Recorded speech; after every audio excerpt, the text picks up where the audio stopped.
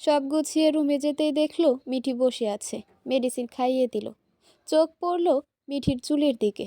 ঠিক পিঠের মাঝ বরাবর লম্বা মিঠির চুলগুলো জটলা পাকিয়ে আছে।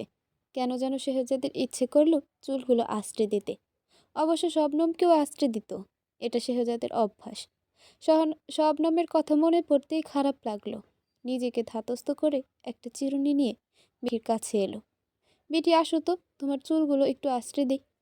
চট করে অবিশ্বাস্য নয়নে শেহজাদের দিকে তাকালো মিঠি। আপনি চুল আঁচড়াতে পারেন? ফের হ্যাঁ বলতে গিয়ে বলল, আরে না, তবে তোমার ঝটলা পাকানো চুলগুলো দেখে একটু আঁচড়াতে ইচ্ছে করছে কেন জানি। আসো, একটু আঁচড়ে দিই। চিরুনিটা কার? আমার। শবনমের না তো? আরে না, ওরটা কেন নেব? বারণ করল না মিঠি। শেহজাদ খুব সুন্দর করে সময় নিয়ে চুল আঁচড়াতে লাগলো। একটুও ব্যথা পেল না মিঠির মনে হলো শেহজাদ মেয়েদের চুল আঁচড়ানোতে অভিজ্ঞ। মহিলা কণ্ঠে জিজ্ঞেস করল, শবনমও মলিন কণ্ঠে জিজ্ঞেস করল, শবনমকেও এইভাবে চুল আঁচড়ে দিতেন তাই না? আরে না, ওর চুলগুলো অনেক লম্বা। আমারও তো ধৈর্য নেই লম্বা চুল আঁচড়ানোর। আজকে স্ট্রেট ফরওয়ার্ড বলে দিচ্ছি, শবনমকে যা করতেন আমাকে একদম তা করতে পারবেন না। আচ্ছা, করব না। মেয়েটা আবারও ক্ষেপে উঠেছে। ওই শবনমকে আমি জেলাস ফিল করছি। মৃদু হাসল শেহজাদ। কি সরল স্বীকারোক্তি! মিঠি এখনো ম্যাচিউরড হয়নি, তাই এমন ছেলে মানুষই করছে। নিজেকে জেলাস ফিল করার কথাটাও বলে দিল অবলীলায়। তোমার চুলগুলো ভীষণ সুন্দর মিঠি, একদম ঘন কালো সিল্কি। নীরব রইল মিঠি। সত্যি মিঠির চুলগুলো ঘন কালো, তারের মতো শক্ত এবং মোটা আর ঝলমলে।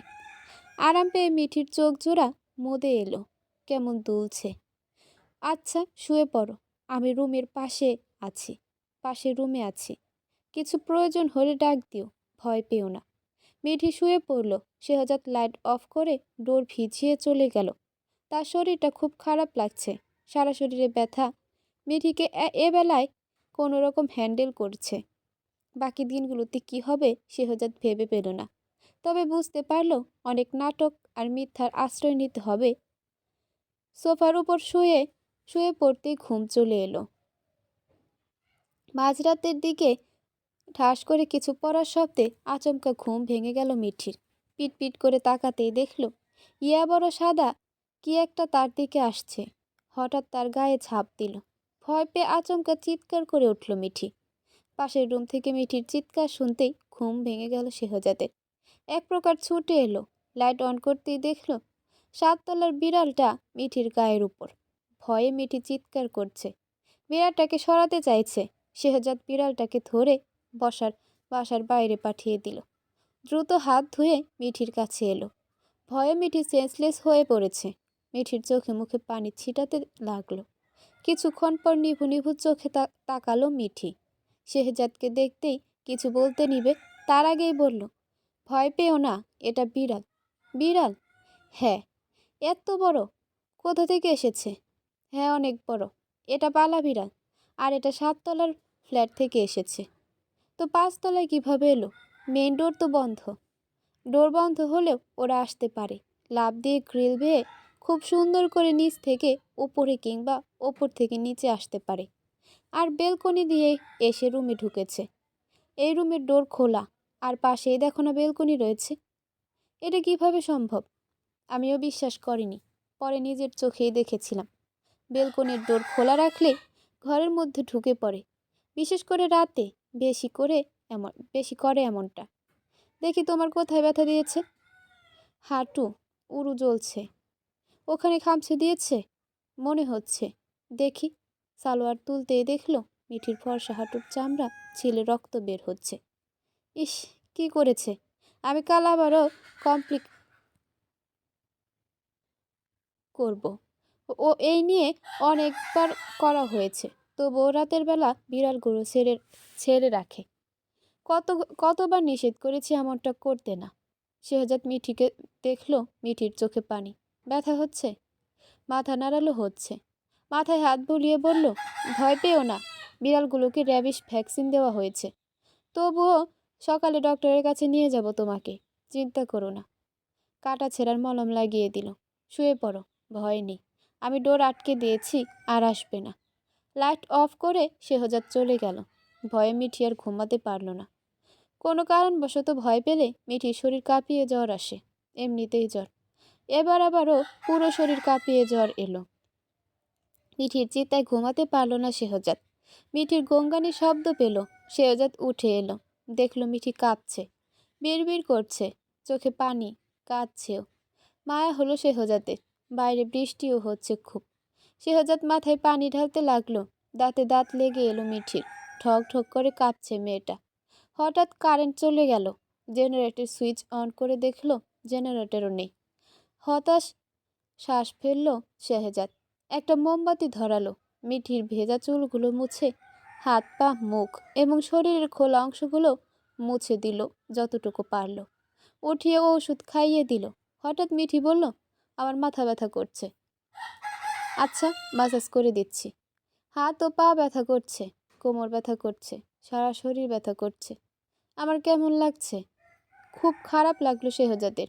বিড়ালটার জন্য এখন মেয়েটা অসুস্থ হয়ে পড়েছে। রাগ হলো বিড়ালের প্রতি, কিন্তু অবুঝ প্রাণীকে তো কিছু করা যাবে না। সম্পূর্ণ দোষ মালিকের। কাল কয়েকটা কড়া কথা শুনিয়ে আসবে। শবনমকেও কয়েকবার এমন করেছে। অভিযোগ করার পর থেকে আসতো না, এখন আজ আবার শুরু হয়েছে। তপ্ত শ্বাস ফেলল শেহজাদ। মিঠির মাথা ম্যাসাজ করে হাতে পায়ে কোমরে মলম লাগিয়ে ম্যাসাজ করে দিল। তবে সংকোচ বোধ করল না। মিঠি এখন তার বউ।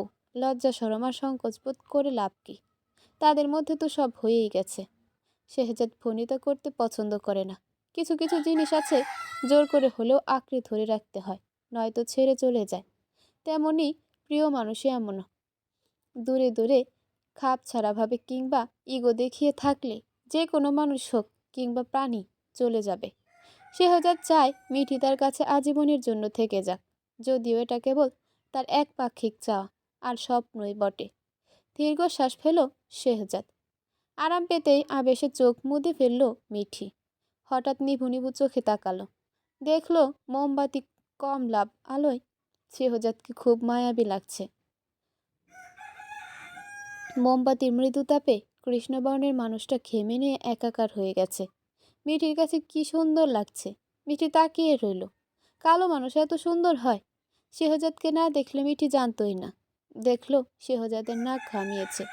নাকের ডগায় মুক্তদানার মতো বিন্দু বিন্দু ঘামের কণা। মোমবাতির কমলাভ আলো পড়তেই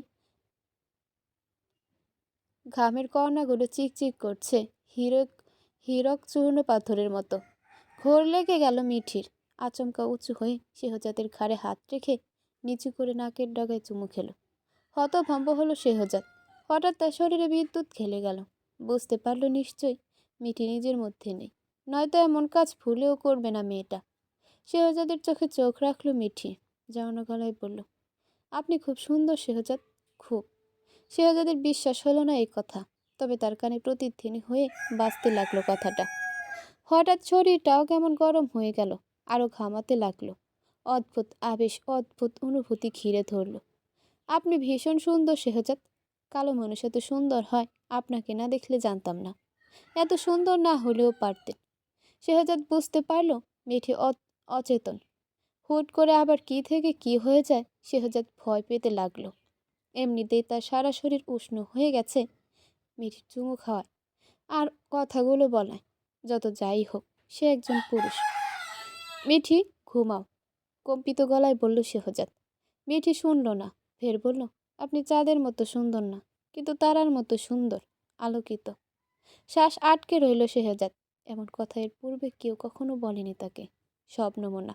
কিন্তু মিঠির মুখে থেকে শুনতে শেহজাদের কেমন অনুভূতি হচ্ছে তা প্রকাশ করার ভাষা খুঁজে পাচ্ছে না। শেহজাদের সারা শরীরে কম্পন ছাড়িয়ে গেল। মোমবাতির কমলাভ আলোয় শেহজাদকে চমৎকার দেখাচ্ছে। মিঠির কাছে কেমন লোভ লাগছে ঘেমে যাওয়া ওই নাকের ডগাটা। মুক্তদানার মতো বিন্দু বিন্দু ঘামের কণাগুলো টইটুম্বুর হয়ে আছে পুরো নাক জোরে। আচমকা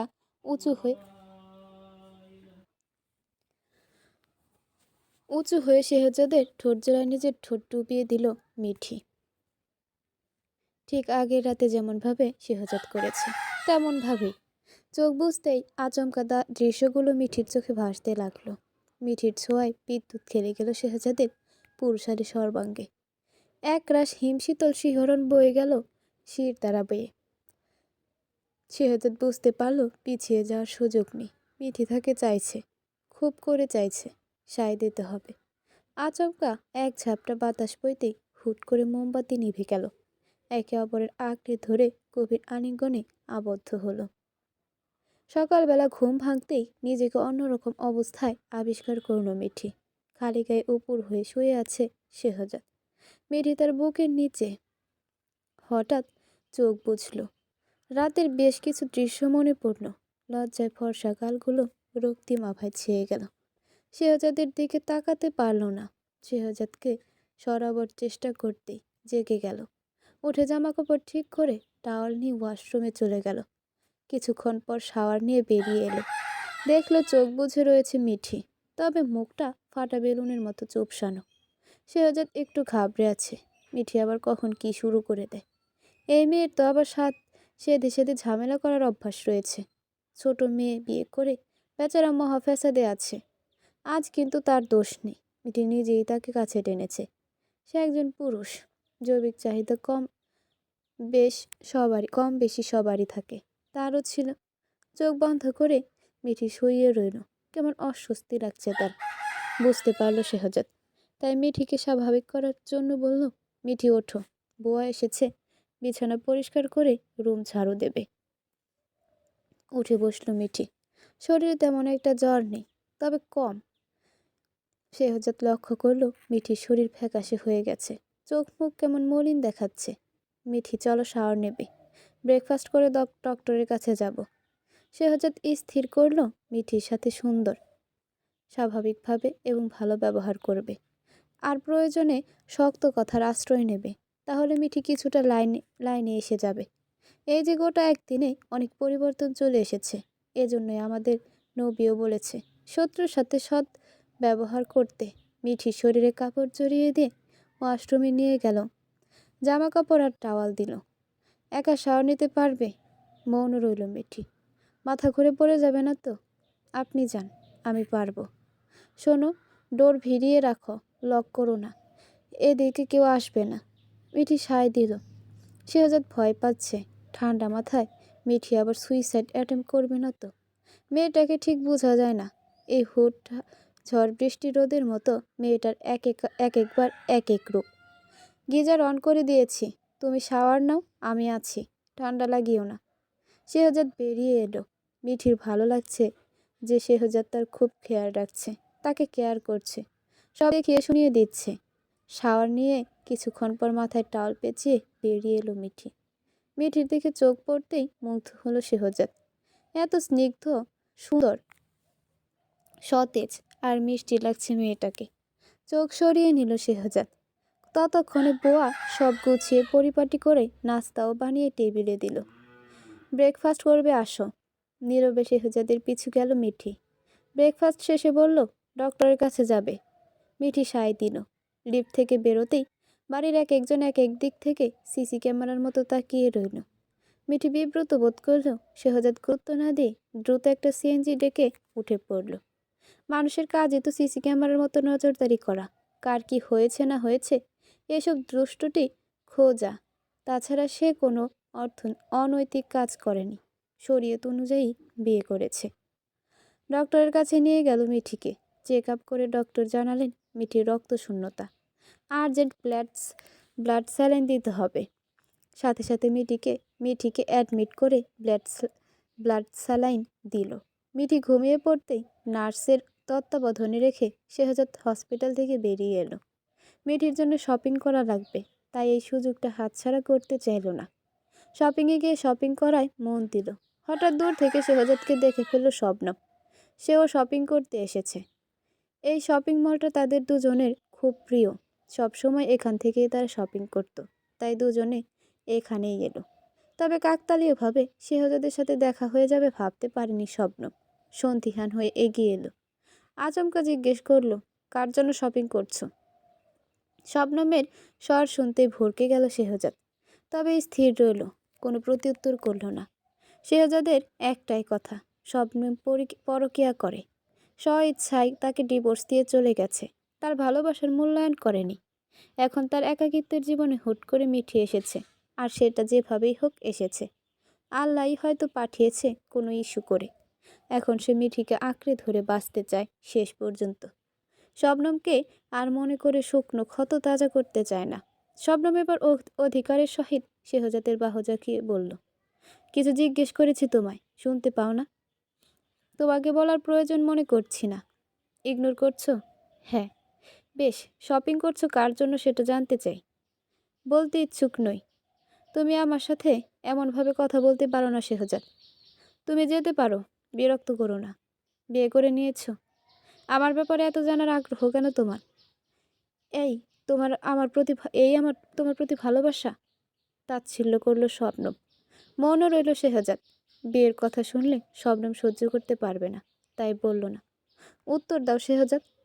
বিরক্ত করো না শবনম। আমাকে তোমার কবে থেকে বিরক্ত বলে মনে হচ্ছে? শোনো, তুমি আমাকে স্বইচ্ছে ডিভোর্স দিয়ে চলে গেছো। শুধু সুখেই আছো বোঝা যাচ্ছে, বেশ সুখেই আছো বোঝা যাচ্ছে। আর শোনো, সুখে আছো, আমাকেও থাকতে দাও। সুখে থাকার অধিকার সবার আছে। আমার জীবন নিয়ে আর ইন্টারফেয়ার করো না, কারণ সেই রাইট এখন আর তোমার নেই। তুমি এখন আমার জন্য পরনারী। অনাধিকার চর্চা করো না। সপ্তাহ পেরোতে না পেরোতেই পরনারী হয়ে গেছি। অফকোর্স, ফুঁসে উঠল শবনম। গুরুত্ব দিল না শেহজাদ। কার জন্য শপিং করছো বলো শেহজাদ। বললাম তো কেউ একজনের জন্য। সেও কে একজন কে? She is a sample one, special one. ধক করে উঠল শবনমের বুকটা। তোমার গার্লফ্রেন্ড? অ্যাফেয়ার আছে তোমার? হবে একজন। ও তো আন্ডারগার্মেন্টস কিনবে না। কিনবো না কেন? অবশ্যই কিনবো। মনে করিয়ে দেওয়ার জন্য থ্যাঙ্কস, ভুলেই গেলাম। দাঁতে দাঁত চাপল শবনম। শেহজাদ শবনমের সামনেই মেয়েদের আন্ডারগার্মেন্টসের কর্নারে ঢুকে গেল। শবনমকে দেখিয়ে কয়েকটা প্যাক করতে বলল। সারা শরীর জ্বলতে লাগলো শবনমের। সে ব্যতীত অন্য কোনো নারীর জন্য শেহজাদ গার্মেন্ট কিনছে। শবনমের সহ্য হলো না। এসবের মানে কি শেহজাদ? জাস্ট বিরক্ত করো না, ফুঁসতে লাগলো শবনম। এসব কার জন্য কিনেছ? সে ডিভোর্স না দিতেই লোকটা আবার কাকে জুটিয়েছে? অশান্তি লাগছে শবনমের। আমি তোমায় বিরক্ত করছি? তা নয় তো কি। অফিস থেকে বের হয়ে শেহজাদ কাঁচা বাজারের দিকে গেল। মিঠি আছে এখন। অবশ্যই বাসায় কাঁচা বাজার লাগবে, আবার অফিসেও যেতে হবে। তখন তো বাজার করতে পারবে না, তাই একসাথে এক সপ্তাহের বাজার করে নিল। শপিং ছেড়ে স্বপ্ন ফলো করতে লাগলো শেহজাদকে। শেহজাদ অবশ্য খেয়াল করলো না। যা ইচ্ছে তাই করুক, তাতে তার কি? ভালো থাকার জন্য ছেড়ে চলে গেছে, এখন আবার তার কাছে কি? কথায় আছে না, প্রকৃতি শূন্যস্থান পছন্দ করে না, ধুলোবালি দিয়ে হলেও পূরণ করে। কিছু না কিছু, কেউ না কেউ শূন্যস্থান পূরণ করে দেয় কিংবা দখল করে নেয়। তবে একজনের শূন্যস্থান হয়তো অন্যজন পূরণ করতে পারে না, তবুও কোনো একভাবে পূরণ হয়ে যায়। আল্লাহ হয়তো তার শূন্য কথাটা থাকাটা পছন্দ করেনি, কোনো এক উছিলা করে মিঠিকে পাঠিয়েছে। নিজের জন্য কষ্ট না হলেও মিঠির জন্য কষ্ট হয় শেহজাদের। সব দিক দিয়ে মেয়েটা খুব বাজেভাবে ঠকে গেল। দীর্ঘশ্বাস বেরিয়ে এলো শেহজাদের। তবে মিঠি যদি তার কাছে আজীবনের জন্য থেকে যায়, তাহলে সে তার ভালোবাসা দিয়ে সেটা পূর্ণ করার চেষ্টা করবে। বাজারের ব্যাগগুলো একটা রিকশায় তুলে দিল। বাসায় পৌঁছালে কেয়ারটেকার আঙ্কেল নামিয়ে রেখে দিবেন, তাই চিন্তা করলো না। আগেও এমনটা করত। দ্রুত ফার্মেসিতে ঢুকলো। মিঠির জন্য মেডিসিন নিয়ে সবে বেরোতে নেবে, দেখলো শবনম দাঁড়িয়ে রয়েছে। তার মানে সে কি কি মেডিসিন নিয়েছে সব দেখেছে। বেরোতে নয়, নেয় শেহজাদ। কার জন্য মেডিসিন নিয়েছ? নজরদারি করা বন্ধ করনি? বলেছি কার জন্য বার্থ কন্ট্রোল পিল কিনেছ? এই 5 বছরে তুমি তো কখনো আমার জন্য কিনোনি। শবনমকে এড়িয়ে হাঁটা ধরল। শবনম সামনে গিয়ে দাঁড়ালো। বলো কার জন্য কিনেছো এটা? সামনে থেকে সরে বলছি। আগে বলো আমার থেকে কি কি সত্য লুকিয়েছ? মাথা গরম করো না শবনম, তোমার গায়ে হাত তুলতে বাধ্য হব। ধৈর্যের লিমিটেশন ক্রস করো না। তোমার বেহায়াপনার কারণে আমি কিন্তু রেগে আছি। মাত্র 1 সপ্তাহ না যেতেই আমাকে সহ্য করতে পারছো না। জাস্ট ইগনোর করছি তোমায়, বিরক্ত করো না। শবনমের কেমন লাগছে শেহজাদ তাকে এড়িয়ে চলায়। একটা রিক্সা ডেকে শেহজাদ উঠে পড়ল। মিঠিকে দেখলে এখন ঝামেলা শুরু করবে। এরপর মিঠি তো তার জীবন আরও লণ্ডভণ্ড করে দেবে। ভুল বুঝবে, মারপিট করতে আসবে। এমনিতে শবনমের নামটাও শুনতে পারে না। শেহজাদকে ফলো করলো শবনম। শেহজাদ রিক্সা থেকে নেমে অন্যদিকে চলে গেল। শবনম আর খুঁজে পেল না। ফোন করলো শেহজাদের বন্ধু প্লাস কলিগ আকাশকে। ফোন দিয়ে জিজ্ঞেস করলো শেহজাদের কোনো অ্যাফেয়ার কিংবা বিয়ে করেছে কিনা, কিন্তু আকাশ কোনো ইনফরমেশন দিতে পারল না। হতাশ হলো শবনম। হসপিটালে ফিরল শেহজাদ। দেখল মিঠি তাকিয়ে রয়েছে। স্যালাইন শেষ পর্যায়ে প্রায়। মুখ সরিয়ে নিল মিঠি। শেহজাদ বুঝতে পারল না মিঠি কি রাগ করেছে। কোনো কারণে কি তুমি রেগে আছো মিঠি? এতক্ষণ কোথায় ছিলেন? একটু কাজ ছিল। স্যালাইন শেষ হতেই উঠিয়ে বসালো। কিছুক্ষণ রেস্ট নেওয়ার পর বলল, চলো ফিরে যাই। মৌন রইল মিঠি। হসপিটালের পাশে একটা ক্যাফে দেখতে পেল। চলো কিছু খাবে, নিশ্চয়ই খিদে পেয়েছে। পার্সেল করে নিন, এখন খেতে ইচ্ছে করছে না। কথা বাড়াল না শেহজাদ। অসতর্কতাবশত শবনমের চোখে পড়লে আগুন লাগবে দুদিক থেকে। আগে মিঠিকে হ্যান্ডেল করা প্রয়োজন। মিঠি ঠিক থাকলে আর কোনো ভয় নেই। দ্রুত বেশ কিছু স্ন্যাক্স পার্সেল করে একটা সিএনজি ডাকতেই মিঠি বলল, রিকশায় করে যাব। এখন না, এখন তুমি দুর্বল, ঝাঁকে খেয়ে পড়ে যেতে পারো। নীরব রইল মিঠি। দুজনে সিএনজিতে উঠে পড়ল। বাসায় পৌঁছাতেই শেহজাদ মেডিসিন বের করে মিঠির হাতে দিল। এটা খেয়ে নাও। কিসের মেডিসিন এটা? সে তুমি বুঝবে না, না বললে আমিও খাবো না। ধমকে উঠল শেহজাদ। ভয় পেয়ে মিঠি খেয়ে নিল। দেখল শেহজাদ কিছু মেডিসিন গুছিয়ে রাখছে। হঠাৎ একটা মেডিসিন দেখতেই হাতে তুলে নিল। এটা আমাকে দিয়েছেন? হ্যাঁ। আপনি তো সন্তান জন্মদানে অক্ষম, তো আমাকে পিল খাওয়াচ্ছেন কেন? প্রতিউত্তর করল না শেহজাদ। এর 2 দিন পর ব্রেকফাস্ট করে রেডি হলো মিঠি। তাকে রেডি হতে দেখে শেহজাদ জিজ্ঞেস করল, রেডি হচ্ছ যে? আমার ফ্ল্যাটে ফিরবো। তোমার আব্বুর বাসায়? না, আমি উত্তরা থাকি, ওখানে ফিরে যাব। কলেজ খুলছে। আচমকা শেহজাদের সারা শরীর অসাড় হয়ে এলো। মিঠি ফিরে যাবে, কিন্তু তার খারাপ লাগছে কেন? এখান থেকেই কি তবে তাদের জীবনের মোড় ঘুরে যাবে? মিঠি কি আর আসবে না তার কাছে? মিঠি যেতে দিতে ইচ্ছে করছে না। আচমকা বলে ফেলল, আজ না গেলে হয় না? না বলছি আরও কিছুদিন থেকে যেতে। কাল থেকে কলেজ খুলেছে, সম্ভব নয়। শেহজাদের বুকটা ধুকপুক করছে কেমন। মেয়েটি সম্পূর্ণ রেডি হয়ে বলল, আসছি। একা যেতে পারবে? হ্যাঁ, আমার গাড়ি আছে, ড্রাইভার গাড়ি বের করেছে। বলছি তুমি সেদিন রিকশায় চড়তে চেয়েছো, আমি না হয় তোমায় পৌঁছে দিই, ড্রাইভারকে নিষেধ করে দাও।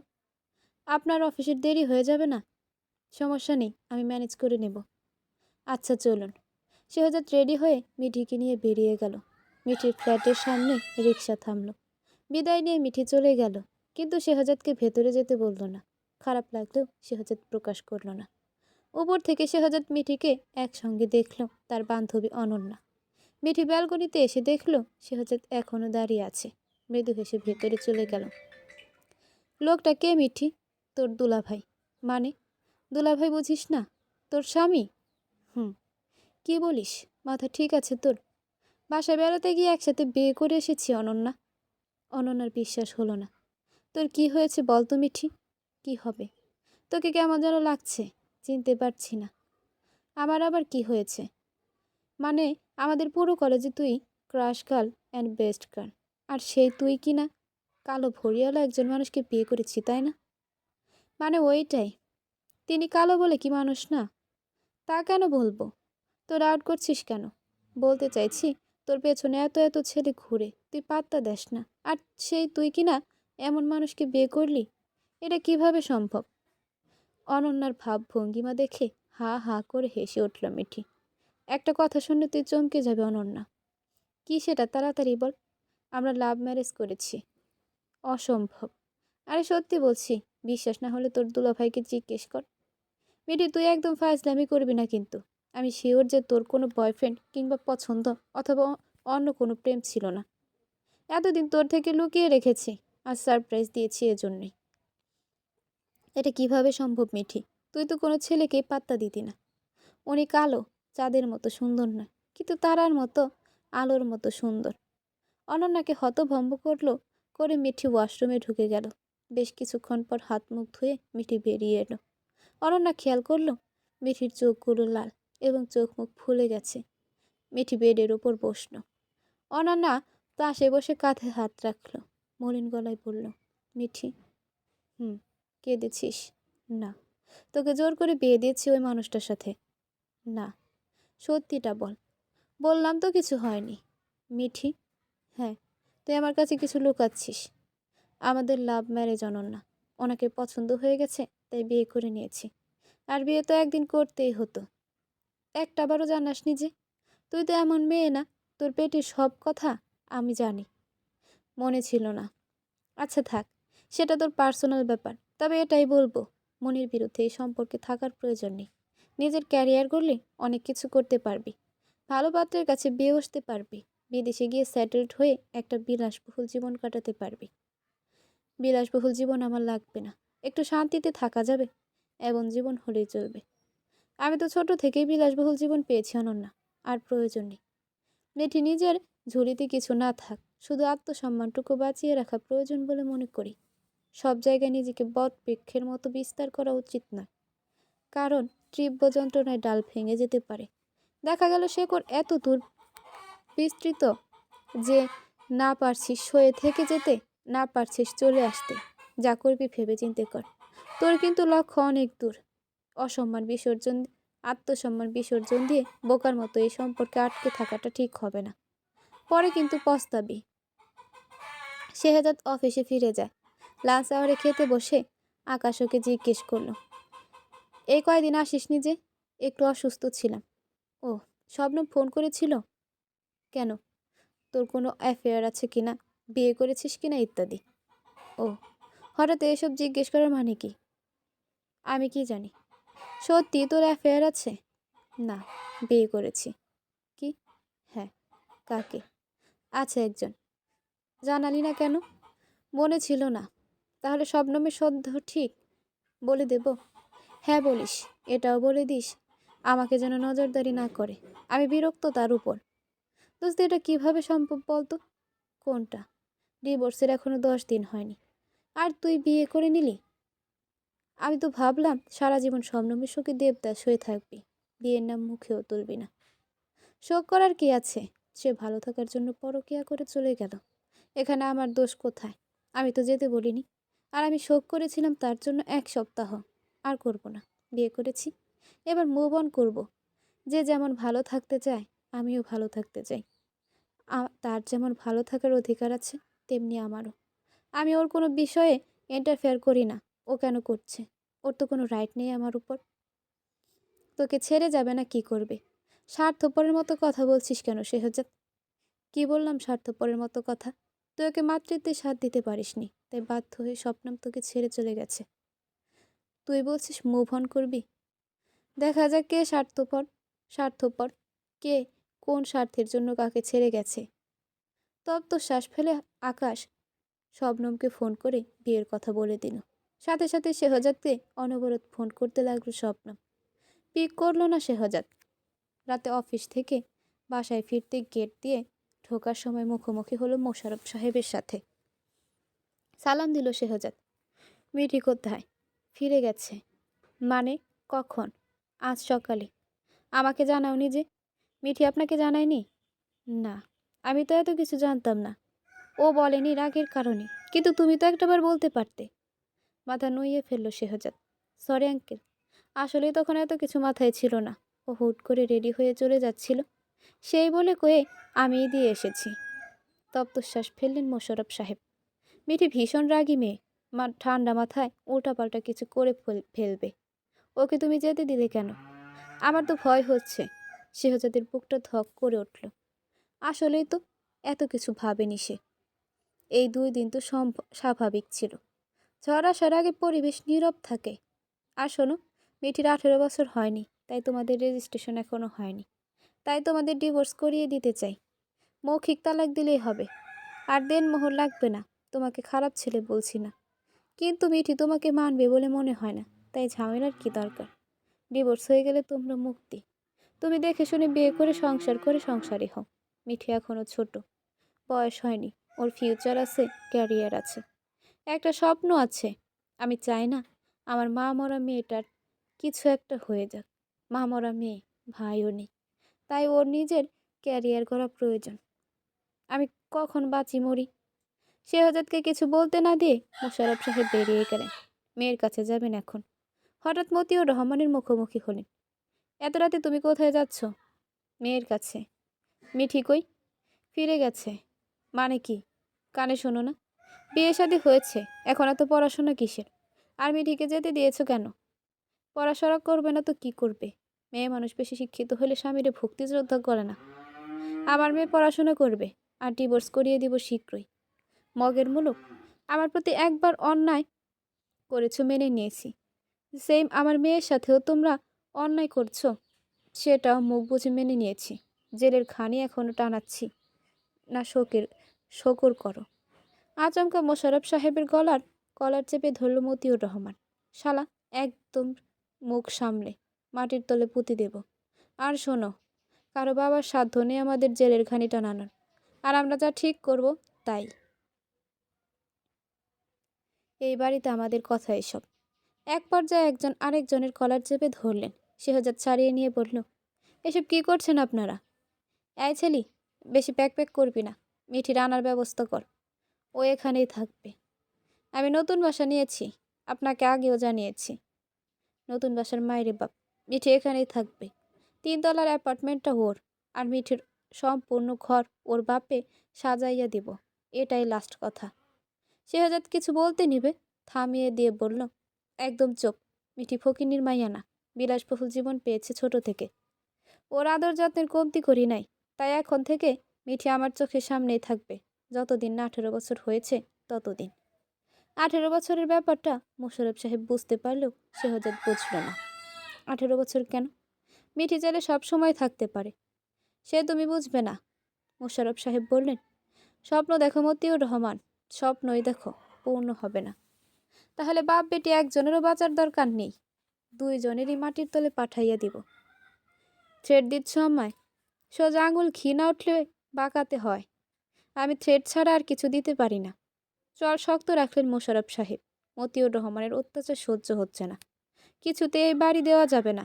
বেরিয়ে যেতে নেয়। এই তুমি আবার কয়ে যাচ্ছ? যেখানে ইচ্ছে সেখানে। মিঠির কাছে ওর স্বামী থাকবে, তুমি না। বাসায় যাও মোশাররফ, নয়তো খারাপ হবে। কি করবে তুমি? শেহজাদের ভালো লাগছে না এসব, কিছু বললেও মূল্যায়ন করছে না। শেহজাদ, তুমি মিঠির বাসায় যাও। ও কেন যাবে? ও মিঠির স্বামী। কি হলো শেহজাদ, চাও? দাঁড়িয়ে আছো কেন? দোটানায় পড়ল শেহজাদ। মোশাররফ, বাসায় যাও, নয়তো সত্যি আজ খারাপ হবে। শেহজাদ ওনাকে বুঝিয়ে বাসায় পাঠিয়ে দিলেন। যাও মিঠির বাসায়, আমি ওকে ফোন করে বলে দেব তুমি আসছো এবং থাকবে। সামনে ইন্টার ফাইনাল পরীক্ষা, তাই মিঠি পড়তে বসেছে। হঠাৎ ফোন প্রাইভেট করতে দেখলো তার সৎ বড় মামা কল করেছে। শেহজাদের সামনেই মিঠিকে ফোন করে মতিউর রহমান বললেন, মিঠি, শেহজাদ আসবে। কোথায়? তোমার বাসায়। কেন? কেন মানে তোমার সাথে থাকবে। স্বামী স্ত্রী সাথে কেন থাকে? সামনে আমার পরীক্ষা, আপাতত আমি একা থাকতে চাই, পড়াশোনায় ফোকাস করতে চাই। ফাজলামি করো মেয়ে, রেগে গেলেন মতিউর রহমান। নীরব রইল মিঠি। বিয়ে শাদী হইছে, এখন কিসের এত পড়াশোনা? মেয়ে মানুষের এত পড়াশোনা করা ঠিক না, তোমার মতো বেয়াদব হয়ে যায়। আচমকা কল কেটে দিল মিঠি। মিঠি জানে তার সৎ মা এবং মামারা চায় সে পড়াশোনা না করে, আর তাই তো তার আপন মামা তাকে এখানে রাখে, নয়তো এতদিন তার পড়াশোনা চাঁদে উঠত। দীর্ঘশ্বাস ফেলল মিঠি। হঠাৎ মিঠির অস্বস্তি হতে শুরু করলো। সে হয়তো তার সাথে থাকবে ভাবতে পারিনি। মিঠি কেমন থমকালো। তুমি দাঁড়াই আছো কেন? যাও। বউকে ছেড়ে দূরে থাকা ঠিক না, আর বিয়ের পর বউকে একা রাখাও ঠিক না। পরে শবনমের মতো করবে। আর মিঠি ছোট মেয়ে, পরে মন অন্যদিকে চলে যাবে। এই বয়সটা এখন খারাপ, যুগটাও খারাপ। এখন থেকে মিঠিকে তোমার কন্ট্রোল রাখবা। মেয়েটা অনেক ঘাটতারা, ফাজিল, বেয়াদব। ফাজলামি করলে শাসন করে সোজা বানাইয়া ফেলবা। কিছু বলল না শেহজাদ, মৌন রইল। মতিউর রহমান সম্পর্কে তার ধারণা ছিল এবং হয়েছেও। তবে মিঠিকে এইভাবে বলায় খারাপ লাগলো। যতই হোক, মিঠি এখন তার স্ত্রী। স্ত্রীকে বলা আর তাকে বলা একই সমান। এছাড়া বিব্রত বোধ করছে শেহজাদ, এই ভেবে যে মিঠি কি ভাববে, মিঠির আচরণ কেমন হবে। একটা সিএনজি ডাক দিলেন মতিউর রহমান। যাও, উঠে পড়ো। শেহজাদ উঠে বসতেই গাড়ি চলতে শুরু করলো। প্রায় ঘন্টা খানেক পর মিঠির বাসার সামনে এসে থামলো। সিএনজি থেকে বেরোলো শেহজাদ। দেখলো মিঠি বেলকনিতে দাঁড়িয়ে রয়েছে, পাশে একটা মেয়ে সম্ভবত। মিঠি নিচে নেমে গেল, মলির মুখে শেহজাদের সামনে এসে দাঁড়ালো। মিঠির দিকে তাকাতেই চোখ নামিয়ে ফেলল শেহজাদ। গম্ভীর হয়ে রইল সে। চলুন। পিছু পিছু গেল শেহজাদ, সোজা নিজের বেডরুমে নিয়ে গেল। অফিস থেকে ফিরেছিলেন? হ্যাঁ। শার্ট খুলে ফ্রেশ হয়ে নিন। হাত মুখ ধুয়ে ফ্রেশ হলো শেহজাদ। টাওয়ালে গিয়ে দিল মিঠি। মুখ মুছতেই খুব সুন্দর মেয়েলি স্মেল এসে নাকে লাগলো। নিশ্চয়ই মিঠির শরীরে কি মিষ্টি ঘ্রাণ। কেন যেন শেহজাদের নাক ডুবাতে মন চাইল। মিঠির আড়ালে মুখ মোছার ভান করে টাওয়ালের মধ্যে নাক মুখ ডুবিয়ে থেকে ঘ্রাণ টেনে নিল। হঠাৎ চোখ পড়ল মিঠির দিকে। মিঠি তার দিকে তাকিয়ে রয়েছে। থতমত খেল শেহজাদ। মিঠি বোধহয় টের পেয়েছে, তবে মুখটা কেমন মলিন আর শুকনো, চিন্তিতও দেখাচ্ছে। সে আশায় মিঠি কি খুশি হয়নি? জিজ্ঞেস করতে গিয়েও থেমে গেল। শেহজাদের নিজের অস্বস্তি হচ্ছে, ভাবতেই পারেনি এসে পড়ব। আসলে তোমার মামাই পাঠিয়েছে, ফ্রেশ হতেও পারিনি। সমস্যা নেই, বেলকনিতে টাওয়াল মেলে দিয়ে এলো। ডিনার করবেন, চলুন। আমি করে এসেছি, সেটা আপনার মুখ দেখেই বোঝা যাচ্ছে। অস্বস্তি লাগছে শেহজাদের। কই আসুন। ডাইনিংয়ে নিয়ে গেল শেহজাদ। মৃদু হেসে অনন্য সালাম দিল শেহজাদ। চেয়ার টেনে দিয়ে বলল, বসুন দুলা ভাই, আমরা একসাথে ডিনার করব। মৃদু হাসল শেহজাদ। আমি মিঠির বেস্ট ফ্রেন্ড অনন্যা। ও, আমি মিঠির পাশের ফ্ল্যাটে থাকি, ওটা আমাদের। আর রাতে মিঠির সাথে একসাথে থাকি। ও, তবে বেশিরভাগ একসঙ্গেই থাকা হয় আমাদের। এখন তো আপনি এসে গেছেন, আমাকে আর লাগবে না, আজ থেকে আমার ছুটি। মুচকি হাসল শেহজাদ। ভারী মিষ্টি মেয়ে অনন্যা। মিঠি সার্ভ করতে লাগলো। আমি চিংড়ি খাই না মিঠি, অ্যালার্জি আছে। বেগুন ইলিশে অ্যালার্জি নেই, চিংড়িতে আছে। হ্যাঁ, ওই একটু। আজ একটু খেলে কিচ্ছু হবে না। শেহজাদের পাতে বড় বড় দুটো গলদা চিংড়ি ফ্রাই তুলে দিল। শেহজাদ আর কিছু বলল না, মিঠির মন রাখার জন্য খাওয়ার চেষ্টা করলো। মিঠি, তুমি চিংড়ি পছন্দ করতে? খুব। বলনি যে। আপনি সেদিন বাজার করার সময় কিনেছেন তো, যা ফ্রাই করলেন, নিজে না খেয়ে সব আমাকেই খাওয়ালেন। মৃদু হাসল শেহজাদ। অনন্যা তাকিয়ে রইল শেহজাদের মুখের দিকে। পরক্ষণে অবাক হয়ে ভাবল, এরা তো তলে তলে সংসারও করছে দেখছি, পছন্দের চিংড়িও খাইয়েছে। বাপরে কি প্রেম। নিজেকে সামলে বলল, আপনাদের নাকি লাভ ম্যারেজ দুলা ভাই? ঠোঁট চেপে ধরল মিঠি। কে বলেছে? আর কে আপনার সুন্দরী বউটা? লাজুক হাসল মিঠি। হ্যাঁ, মিঠি বলেছিল, কিন্তু বিশ্বাস করিনি, তাই আপনাকে জিজ্ঞেস করলাম। ভালো করেছ। মিঠি আজ কি বলেছে জানেন দুলা ভাই? কি বলেছে? চোখ পাকালো মিঠি। শেহজাদের দৃষ্টি এড়ায়নি তা। আরে বলতে দে না। কি বলেছে মিঠি? বলেছে আপনি নাকি মিটি মিটি তারার আলোর মতো সুন্দর, তবে মানুষ একটু কালো আর কি। খাবার অসমাপ্ত করে উঠে গেল মিঠি, দ্রুত রুমে চলে গেল। এখন না বললেই তো হতো। মেয়েটাকে বিব্রত বোধ করালে। ছোট মানুষ, না বুঝেই হয়তো বলেছে। আপনার কাছে মিঠিকে ছোট লাগে? সবার কাছে বড় হলেও আমার কাছে ছোট। মুগ্ধ হলো অনন্যা। কি একটা আবেশের মানুষটার মধ্যে, ভেবে পায় না অনন্যা। তবে সাংঘাতিক একটা চুম্বকীয় আকর্ষণ রয়েছে। পেছন থেকে মিঠিকে বার কয়েক ডাকলো শেহজাদ। মিঠি এলো না। ফাজিল মেয়ে, অনন্যার খবর পরে করবে, এসব বলার কি ছিল? মনে মনে বকতে লাগলো। মিঠি বলল, আপনারা নাকি একজন আরেকজনকে দেখে প্রেমে পড়ে গেলেন, তারপর নাকি সোজা বিয়ে করে ফেললেন। মিঠি বলেছে? আরে হ্যাঁ। অবিশ্বাস্য নয়নে তাকালো শেহজাদ। মিথ্যা বলছি নাকি? এটা কি সত্যি দুলা ভাই? মিঠি যখন বলেছে তখনও মিথ্যে হলেও সত্যি। খাওয়া শেষ করলো দুজনে। মিঠির জন্য খাবার বেড়ে নিল শেহজাদ। মিঠির জন্য দুলা ভাই? খায়নি তো মেয়েটা, রাতে উপোস করলে অসুস্থ হয়ে পড়বে, এমনিতেই অসুস্থ। মুগ্ধ হলো অনন্যা। বিয়ের সপ্তাহ না পেরোতেই বইয়ের জন্য কত চিন্তা, কত আদর, কত ভাবনা। বিচক্ষণ অনন্যা এইটুকু বুঝতে পারলো মানুষটা আর যাই হোক খুবই লাভিং, কেয়ারিং, এবং এই মানুষটার মধ্যে বিশেষ কোনো একটা বিশেষত্ব রয়েছে যার ফলে মুগ্ধ না হয়ে পারা যায় না। আনমনেই মিষ্টি হাসলো। এমন একটা মানুষ তো সবাই ডিজার্ভ করে। সেও সেও যাতে শীতল আচরণে কেন যেন অনন্যার ভালো লেগে গেল। অনন্যা বুঝতে পারল এজন্যই বোধহয় মিঠি প্রেমে পড়েছে মানুষটার। নয়তো এই মেয়ে যে অহংকারী দাম্ভিক, কারো সাথেই মিশে না। আর ছেলেদের তো পাত্তাই দেয় না। যে মেজাজ, ছেলেরা নিজেরাই দূরে থাকে ওর থেকে। কখন না ইট মেরে অ্যাটাক করে দেয় সেই ভয়। মেয়েটার আবার দৌড়ানোর, ছোড়াছুরির যা অভ্যাস। মিঠি খুব লাকি দুলাভাই। কিভাবে বুঝলেন? দেখেই বোঝা যাচ্ছে মিঠিকে খুব আদর, স্নেহ আর মায়া করেন। এজন্যই বোধ করি মিঠি আপনার প্রেমে পড়েছে। শেহজাদ কিছু বলল না, খাবার নিয়ে রুমে চলে এলো। মিঠি পড়তে বসেছে। একটা চেয়ার টেনে শেহজাদ বসলো। মিঠির লজ্জা এবং অস্বস্তি দুটোই লাগছে।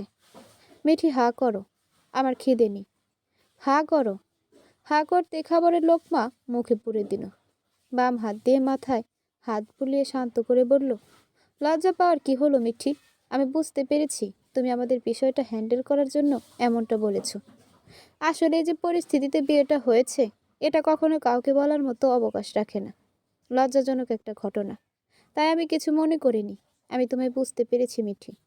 So be normal. স্বাভাবিক হলো মিঠি। মৃদু হাসল শেহজাদ।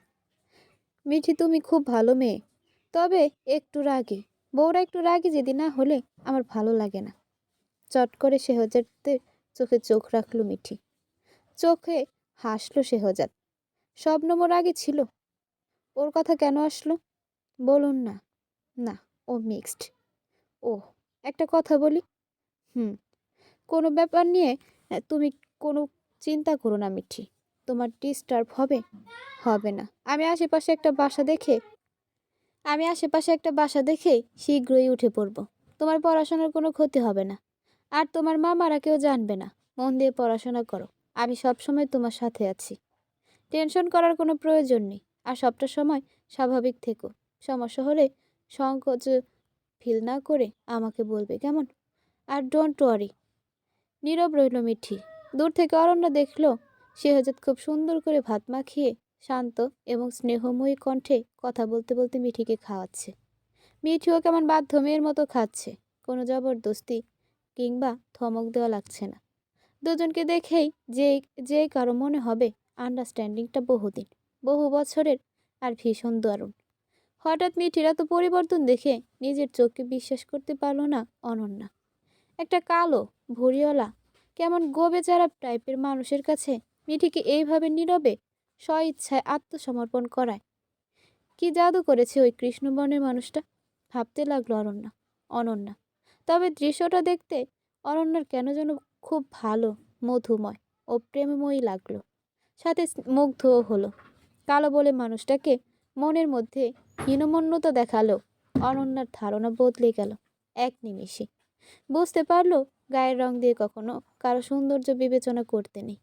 আসল সৌন্দর্য তো মনে, চরিত্রে আর ব্যবহারে, আখলাকে। মিঠি ঠিক বলেছে, মানুষটা চাঁদের মতো নয়, মিটিমিটি ঝিকিমিকি তারার আলোর মতো সুন্দর, উজ্জ্বল। কারণ মানুষটা কখনো তার আচরণে, কখনো ব্যবহারে, কখনো যত্নে, কখনো বা মায়া মমতায়, আদর, স্নেহ আর ভালোবাসায় বুঝিয়ে দেয় সে কতটা সুন্দর, অমায়িক, সাবলীল আর পরিচ্ছন্ন। তারা যেমন ঝিকিমিকি আলো ছড়ায়, মানুষটাও তার নিজস্ব আচার আচরণে মুগ্ধতা ছড়ায়। খাওয়া শেষে মিঠি কিছুক্ষণ পড়াশোনা করল। শেহজাদ বসে রইল। খুব ক্লান্ত লাগছে তার।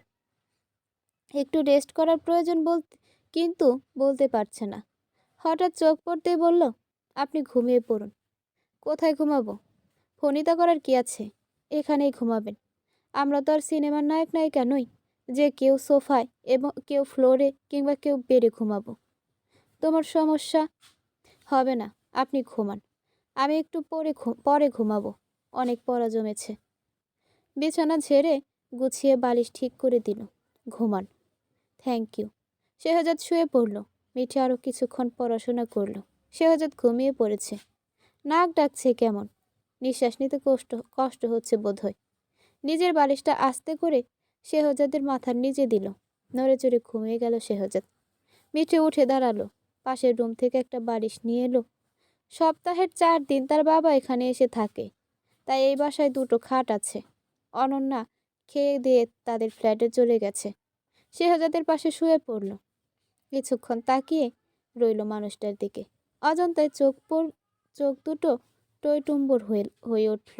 মনের গভীরে জমে থাকা দুঃখ চুপি সারে কেঁদে উঠল রাতের নির্জনে। শেহজাদকে মানতে পারছে না সে, কিছুতেই না। এমন জীবন সত্যিই চায়নি। বিলাসবহুল না হলেও শান্তিতে থাকা যায়, অমন একটা সাধারণ লাইফ চেয়েছিল। তবুও কাকতালীয় কিংবা ঐশ্বরিকভাবে হোক, এই মানুষটার সাথে জড়িয়ে গেল। তার মামিরা তাকে অনেক বুঝিয়েছে, ফোন করেও বুঝিয়েছে, কিন্তু মিঠি এখনো মানুষটাকে মানতে পারছে না। হাসি খুশি দেখায় ঠিক, কিন্তু তার ভেতরটা ছাই হয়ে যাচ্ছে প্রতিটি মুহূর্তে। হয়তো কেউ সেটা টের পায় না, টের পায় তার হাসি হাসি মুখ। চোখের জল মুছে শুয়ে পড়ল। বালিশটা ভিজে টইটুম্বুর হয়ে গেল চোখের জলে। অনেক রাত হলে মিঠির ঘুম এলো না। ভীষণ মাথা ব্যথা উঠল, চোখে ঝাপসা দেখল, তবুও দাঁতে দাঁত চেপে শুয়ে রইল। আজান হতেই ঘুম ভেঙে গেল শেহজাদের। হঠাৎ শুনতে পেল মিঠি কাঁদছে। তড়াক করে উঠল শেহজাদের বুকটা। আচমকা মিঠিকে টেনে আনলো। প্রতিক্রিয়া করল না মিঠি। মিঠি, তুমি কাঁদছ? অস্থির হলো শেহজাদ। প্রত্যুত্তর করল না মিঠি। কেন কাঁদছ? নীরব রইল। মিঠি, কথা বলো। কিছুই বলল না। নিজের বুকের উপর মিঠির মাথা রাখল। সিল্কি চুলগুলোর মধ্যে হাতের আঙুল ডুবিয়ে মাথায় বোলাতে লাগলো। মাথা ব্যথা করছে? এবারও নীরব রইল। বাবা মায়ের কথা মনে পড়ছে? কোনো প্রতিক্রিয়াই করল না, বরং হিচকি উঠল এক পর্যায়ে। নরম গলায় বলল, আমি জানি তুমি আমাকে পছন্দ করছো না। এটা স্বাভাবিক। আমি মন খারাপ করি না। আমি কালো, বয়স্ক, ডিভোর্সি, অনেক সমস্যা আমার মধ্যে। আমি জানি তুমি বেটার কাউকে ডিজার্ভ করো বলতে দ্বিধা নেই।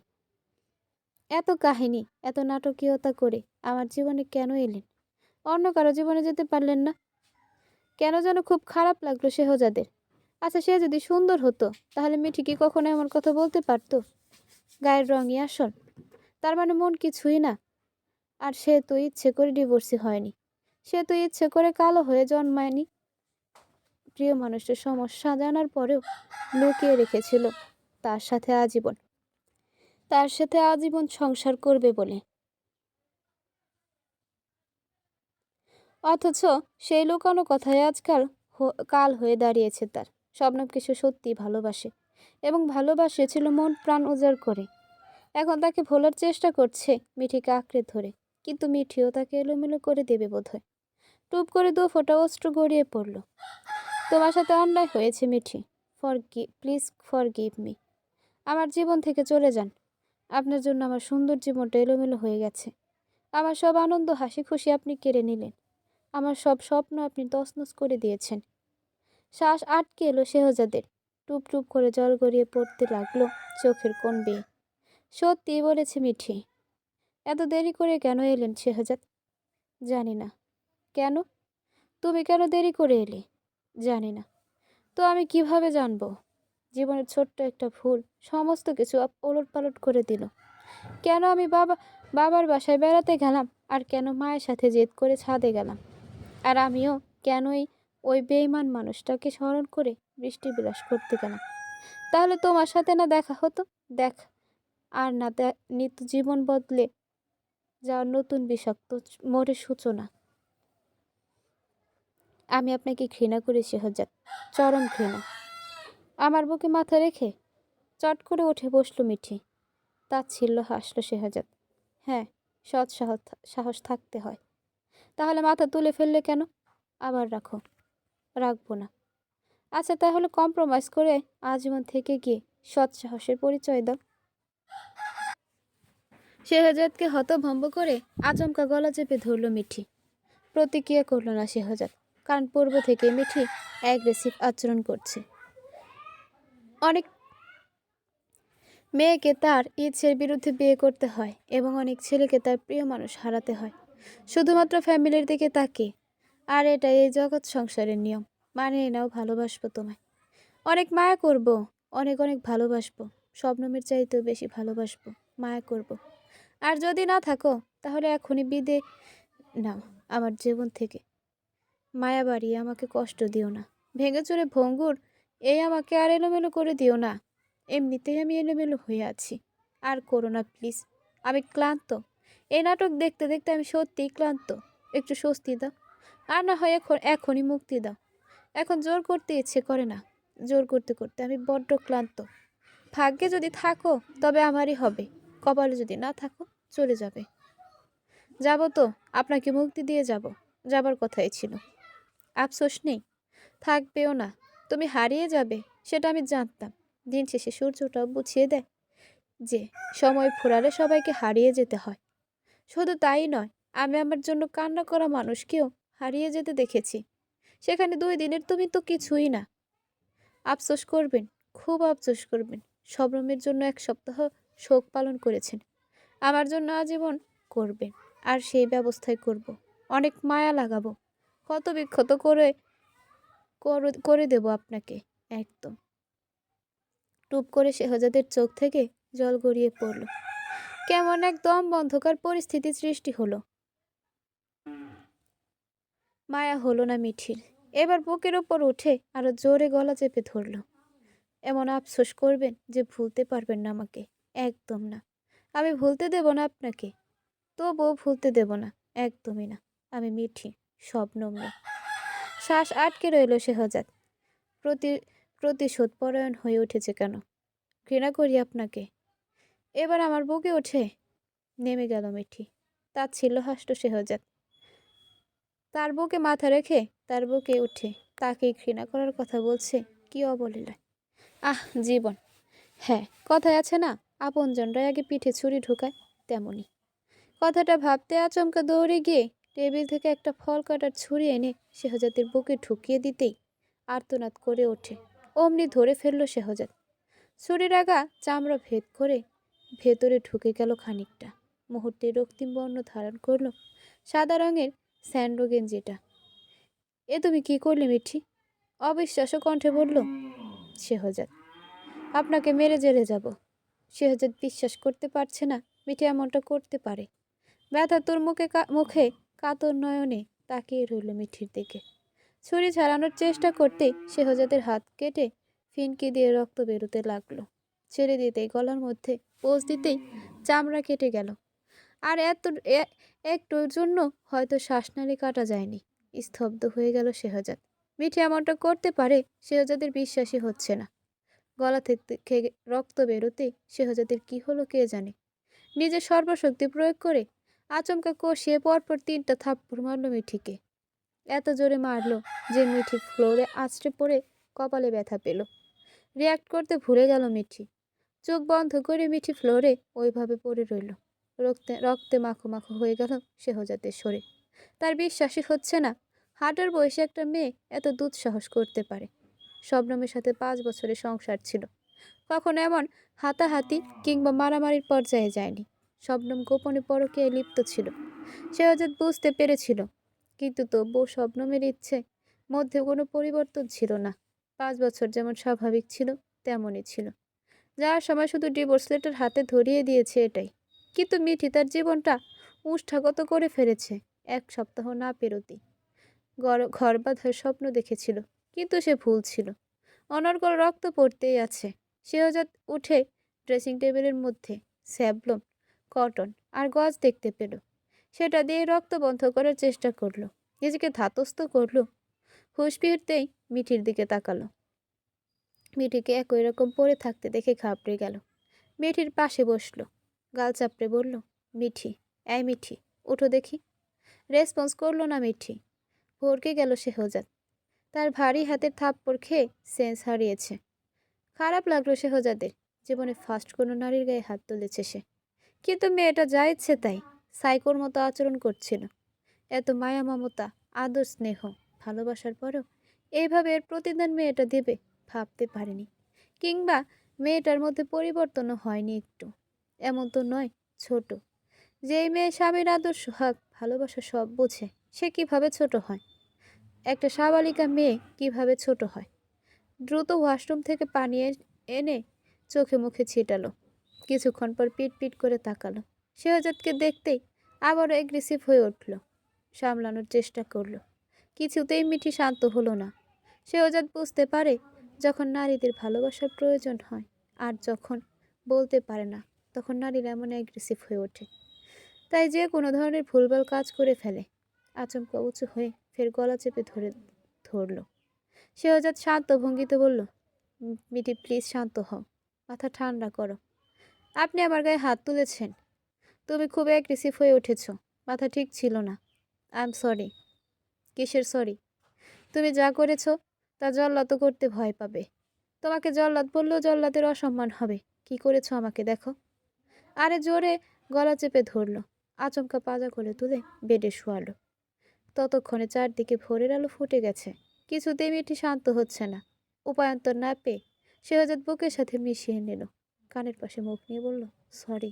এবার শান্ত হও মিঠি, ভেরি সরি। কিন্তু কে শোনে কার কথা? এবার কথা না শুনে সত্যি আরও 10টা থাপ্পড় মেরে পটল তুলিয়ে পাঠিয়ে দেব উপরে। যেন আমাকে ফাজিল মেয়ে, সবসময় চুপ করে থাকি বলে ভেবো না সারা জীবন চুপ করে থাকবো। আমি ভালোর ভালো, খারাপের খারাপ। অনেক সহ্য করেছি তোমাকে, নেহাতি ছোট বলে। আমাকে মানুষ বলে মনে হয় না তোমার? ডিসগাস্টিং।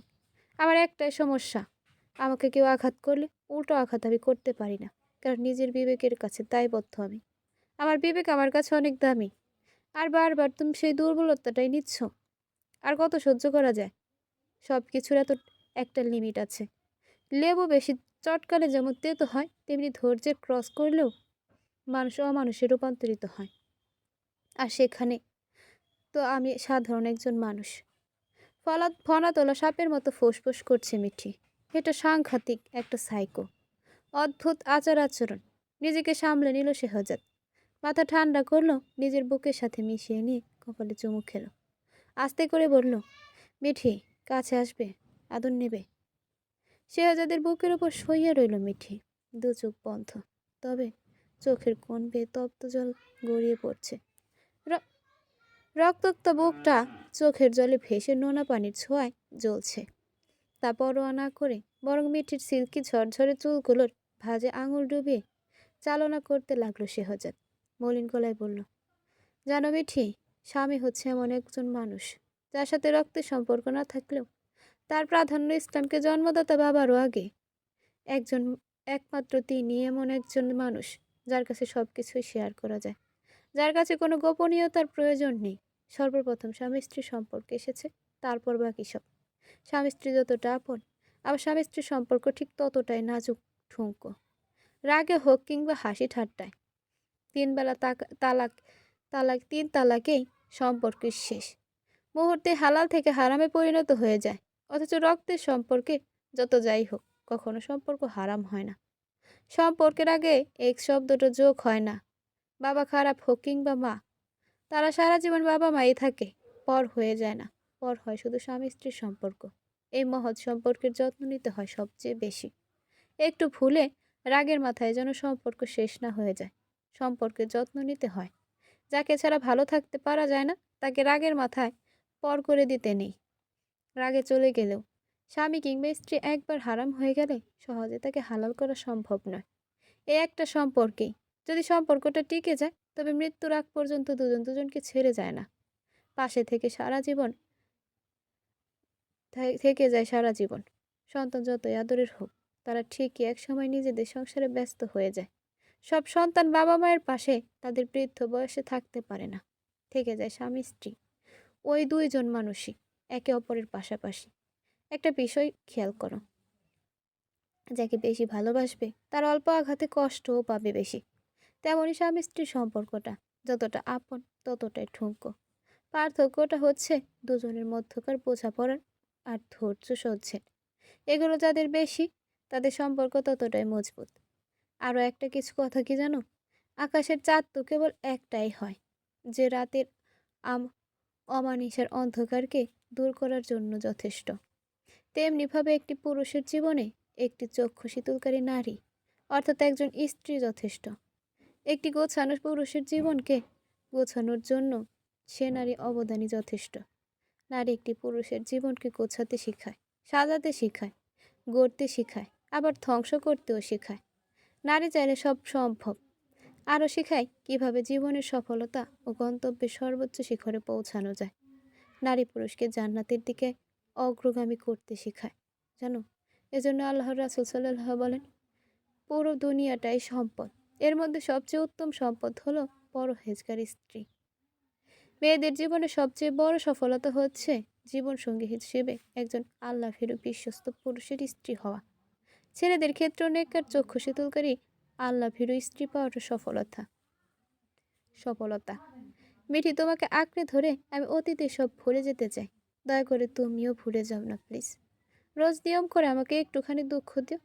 দুঃখের উপকরণ হিসেবে তোমার হৃদয় দিও। তোমার হৃদয় পেয়ে আমি সেই দুঃখগুলো ভুলে যাব। জানো মিঠি, ভাঙা মন ছোঁয়ার ক্ষমতা সবার থাকে না। তুমি বরং জেদ করে আমাকে ভালোবাসো। আমার ভাঙা মনটা ছুঁয়ে দাও। আমার একটা লক্ষ্মী বউ হও। তোমাকে ভালোবেসে এবং তুমি আমায় ভালোবেসে আমরা দুজন দুজনতে খুব সুখী হতে চাই। তোমাকে নিয়ে সুখে থাকতে চাই। তোমাকে আমার স্বপ্ন সারথি বানাতে চাই। তোমাকে নিয়ে খুব বড় নয়, ছোট একটা শান্তিপূর্ণ টোনাটুনি সংসার সাজাতে চাই। হয়তো বিলাসবহুল জীবন দিতে পারবো না, তবে সুখে রাখার সর্বোচ্চ চেষ্টা করব। একসাথে আজীবন ভালোবেসে ভালো থাকতে চাই।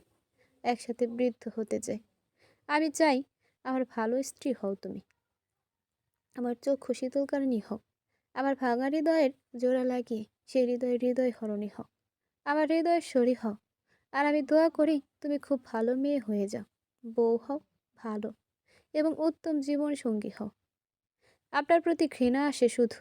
কিভাবে এত কিছুর আশা করছেন? ঘৃণা মিশ্রিত এবং ক্রোধিতপূর্ণ হয়ে বলল মিঠি। তুমি যথেষ্ট বড় হয়েছ মিঠি, ছোট না। তোমাকে আদর করে ছোট বলি ঠিক, কিন্তু অতটাও ছোট তুমি এখন আর নও। Try to understand. আপনি বলছেন, আমি বোঝার চেষ্টা করতাম। আচ্ছা বেশ, আপনার মতে এত খুঁতওয়ালা একজন মানুষকে কিভাবে চাপিয়ে দিল? শোনো, পৃথিবীর নিয়মটাই এমন, চাপিয়ে দেওয়া। প্রতিটি মানুষের উপর যে জন্ম থেকেই চাপিয়ে দেওয়া হচ্ছে। পড়ালেখা থেকে শুরু করে প্রতিটি কাজ চাপিয়ে দেওয়া হয়। অন্যের ইচ্ছে আকাঙ্ক্ষাকেও চাপিয়ে দেওয়া হয়, লক্ষ্যকে চাপিয়ে দেওয়া হয়। অপছন্দের একজন মানুষকে সারা জীবনের জন্য জীবনসঙ্গী চাপিয়ে দেওয়া হয়। তো কি হয়েছে? মানুষ কি তা মানিয়ে নিচ্ছে না?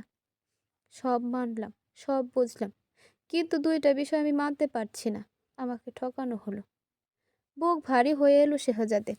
আমি সব সময় চাইতাম প্রিয় মানুষটা আমার জীবনে দেরিতে আসুক, এতে আমার কোনো ক্ষতি নেই, কিন্তু যেন সঠিক সময়ে সঠিক মানুষটাই আসে। কিন্তু একই চাইলাম, আর কি হলো?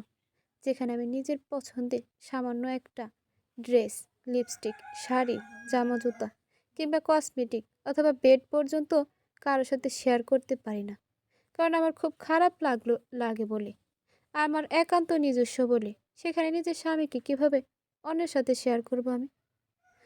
ঠোঁট চেপে চোখ বুজে রইল শেহজাদ। মিঠির দুঃখ ঠিক কোন জায়গায় শেহজাদ বুঝতে পারে। হতাশ শ্বাস ফেলল, কিন্তু কিছু করার নেই।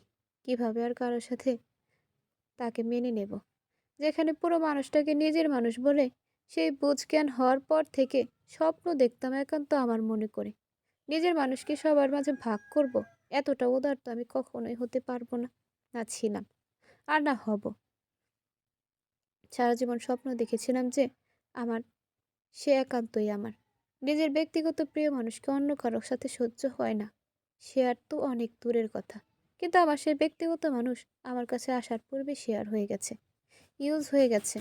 আমি বিনা অন্য কাউকে ভালোবেসেছে, আদর সব করেছে, বারবার গোপন অভিসারে লিপ্ত হয়েছে।